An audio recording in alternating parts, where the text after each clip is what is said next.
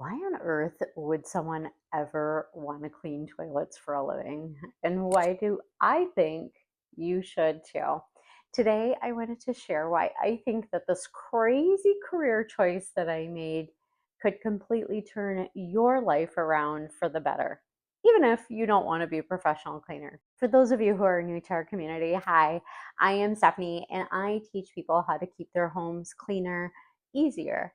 And I also teach aspiring professional cleaners like myself skills to earn big money on a part time basis doing what I do.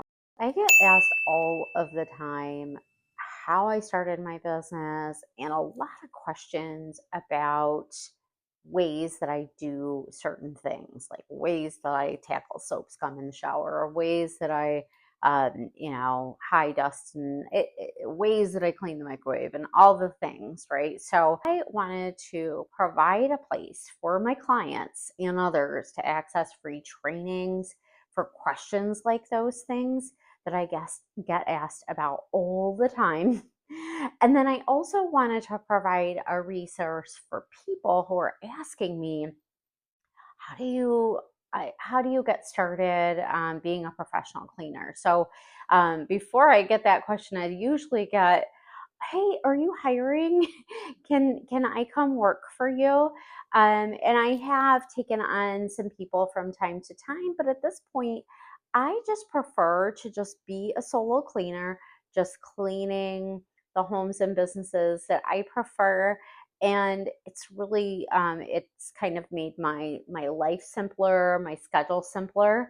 So now, rather than bringing folks into the fold and training them to do what I do, I actually recommend people to just start their own cleaning business, because you're in control. That's the beauty of all of this.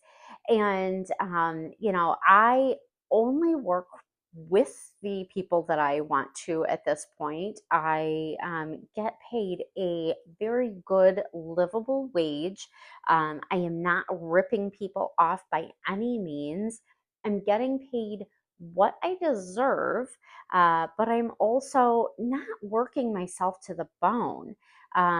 So there are way too many homes too and businesses that need someone reliable to clean. I get referrals all the time and I am literally turning business away. I have clients that are referring me to their friends, or they're just chatting with their friends and saying, "Oh yeah, my housekeeper's here," and their friend on the phone says, "Oh my gosh, send her over to my house. I need her desperately."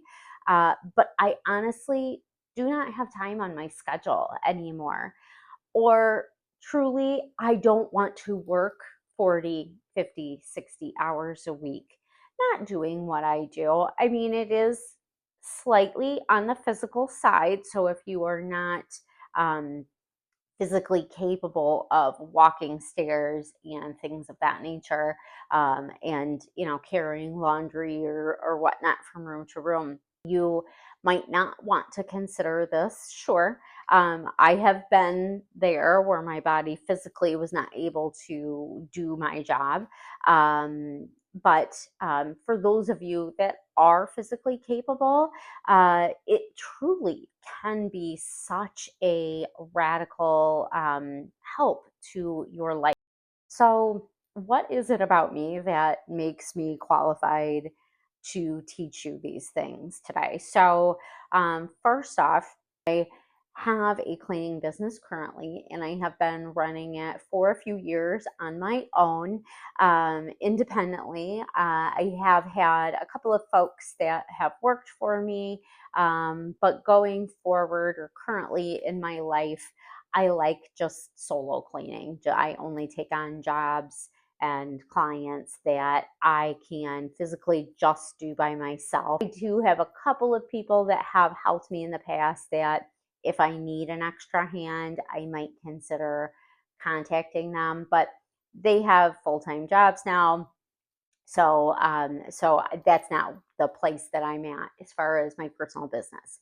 But when I was in college for my big girl job, the job that I thought was going to be my career, working in a hospital, not in the cleaning department, they told me when I was in school that the only way to get hired in my department was to get any job in the healthcare field, in the hospital itself. So the jobs that were open available to me that I was qualified for were nurse aides, and I didn't want to do that. But also in environmental services, which is the professional way of saying cleaning. So um, I learned hospital standards for cleaning. So I was able to learn steps of cleaning, how to walk into a room that's filthy or maybe just needs a little touch up, and how to go about the steps of cleaning. I do have a full breakdown of the steps of cleaning, and I will tag that in the description above. So I know the difference between deep cleaning and maintenance cleaning. So a deep clean is what I would do for any initial client that I have never helped before. You always start with a deep clean, and then from there, you can do a maintenance clean. So I like to teach the differences between those. And I always love to explain to, I'll be breaking down in some future videos, pricing that if you are going to go professional and be a professional cleaner, how to price those things out. And I've got a really simple equation for that that I'll be sharing soon. If you want to get access to that training, go ahead and drop the word pricing below. So that way I know that you are interested and that we have some folks that are interested in learning these things too. So I also learned at the hospital how to be a solo cleaner, because they would give us, we had like, it depended on the department that I was put into. So when I worked at the hospital, I was trained on a few different floors. I had one primary floor, which was the labor and delivery floor, and that went all the way from the NICU, which I would clean the isolettes and the bassinets, and I literally could not leave a speck of any kind of a germ on that. It's like a plastic, basically a plastic container that holds like a 1 or 2 pound little newborn baby that is likely probably came early, and their systems are very, very sensitive and they cannot have any specks of dust. So I learned how to micro clean, like very, very high attention to detail on those cleanings, all the way to just a regular quick maintenance clean, just going in and doing the garbage and doing the toilet and doing a collecting of the garbage really quick, kind of like that's scattered around the room perhaps, and then just like a quick mop. So I learned, and everywhere in between. And then it also taught me how to work with a team, not folks that were necessarily under me. I didn't have a supervisory role in the hospital, but when we would be at the end of our workday at the hospital, and those of us that were all on the same floor in the environmental services team, we would just help each other out when we would get, we call them discharges. It was when like the hospital would release a patient to go home, and then we were given 30 minutes from beginning to end to have that, to get to the room and have it cleaned, and then call it in for the discharge cleaning being done. So us on the floor that I was primarily on, we did act as a team, and we were kind of we would stay engaged in it, and in contact with each other, like through the floor. And if we didn't have anything to do, we would go around and see who needed an extra hand, or who could have some extra help. um, and we would just pitch in, and then we would go in and say, like, oh, I'll do the bathrooms, and I'll do the beds, and I'll do the floors, and I'll do the high touch dust, or high touch sanitizing. And so we would just break that down. So when I went to have my own cleaning business, those skills really helped me learn how to delegate tasks and share tasks equally, and not be a burden to the others that I am working with, but to really work together as a team and be a team player. Because if you're going to have anybody work for you or with you, it's good karma, and people are going to stick around a whole lot more when you are kind to them, when you get along with them, and when you don't put more on them than you would take on yourself. So being fair like that always pays off for sure. After college, I actually wrapped things up. I left for personal reasons, and I stopped working at the hospital altogether. And I went into a former career that I had been a part of before, in the corporate world, and it was fine, but I just wasn't feeling appreciated. So I left that, and I was just kind of doing a sales job, but it just wasn't substantial enough. It wasn't consistent enough. It was dependent on 100% commission, and that was a very hard way for me to live. So I knew I needed to do something.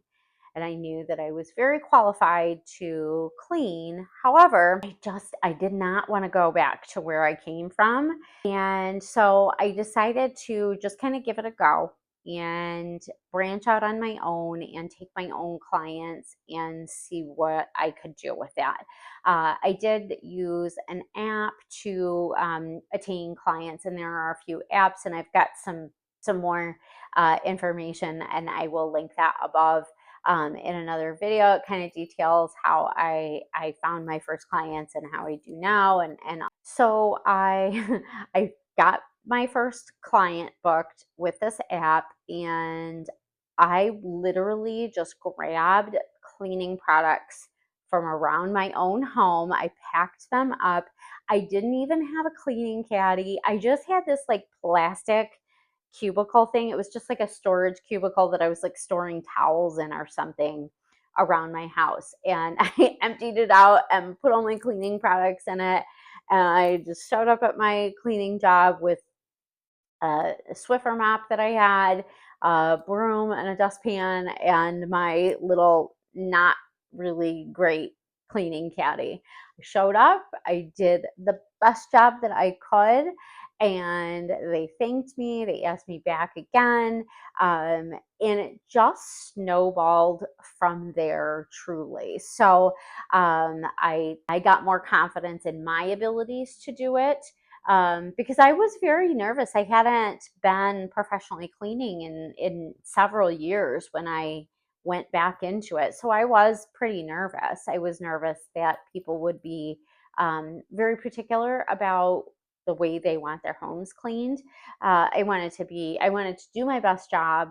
I wanted to get asked back. I wanted to be appreciated. I wanted to get paid well. And I didn't want to like get used and abused through my work. So I took on more clients and more clients and more clients, and then I found that I had a conversation with a family member that she used to have a cleaning business, and she and I was kind of picking her brain a little bit and asking her, about starting a cleaning business, and tips and tricks and things like that. And she asked me, she was like, "How much do you charge? What's your hourly rate, or what's your flat rate, or how are you doing it?" And we talked about it, and she said, "You are charging way too little." I was scared to start my rates out too high and not get any cleaning jobs. I said, "Okay, today's the day I'm going to give myself a raise." So about 2 months after I had started on that platform and got a few clients, I went ahead and just raised my rates by a couple of dollars an hour. And then every 2 to 3 months, I just kept adding another $2 or $3 an hour to my rate. What that did was it eliminated people that uh, didn't see my worth. And it gave me more people that actually truly appreciated me and were willing to pay for my level of expertise and my level of being on time. I really push always to be on time. I would always like text my clients to let them know I'm on my way. So I had a certain level of professionalism that I pushed myself to have. And, there's a cost to that. So you can go with somebody cheap that doesn't do those things, or you can pay somebody a little bit more that does a very detailed job, that does exactly what you want, that follows the checklist, that when you walk into your space, your home, your office, whatever it is, my thought process was always, I want my clients to walk in and say, wow. Because every client, when I first started, that was saying wow to me was tipping well. They appreciated me, they wanted me back, and they were referring me to their friends. So I got outside of that online platform, and I was just branching out. And they do say in the wonderful world of housekeeping that homes, like cleaning homes, is the low fruit on the tree. That's the easiest jobs to get. And there's so many ways to earn money. You can clean Airbnbs, although I'm not a big fan of it personally. Make sure you are getting paid excellently to do so if you choose to do so. I personally don't love doing it. I had Oh, I have one client that he's actually lovely to work with, but he also starts the laundry for me, so that makes like a whole huge difference.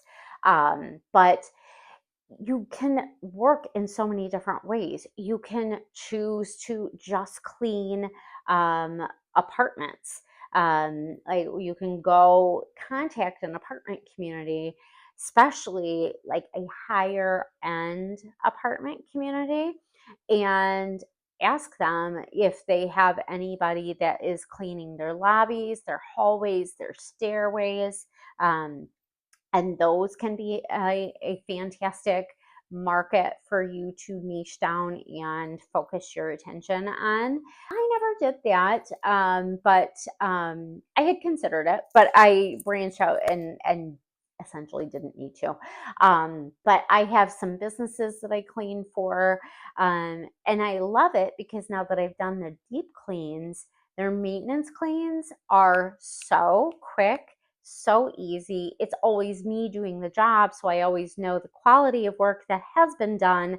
And so it's just easy for me to maintain. And then maybe seasonally or maybe annually, I might do like a nice, good, deep clean to kind of touch up the things that maybe have been built up, like baseboards, or the dusting, or certain things like that that I might just do on a deep clean, and I might just as a courtesy, just kind of do that for them. Or it depends on the space and on the job.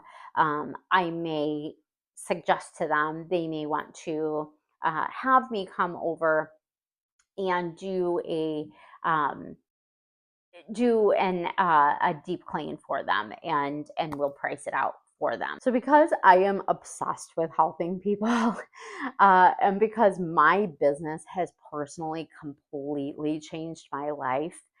Before I was doing this business, like I said, I was working on commission. Like money was like I would be up some months, and then some months I was literally like freaking out. Like, how am I going to pay my car payment? How am I going to do this? And I would have to kind of like scramble to make ends meet. But I no longer do that. I have a consistent income. I have consistent regular clients that they truly appreciate me.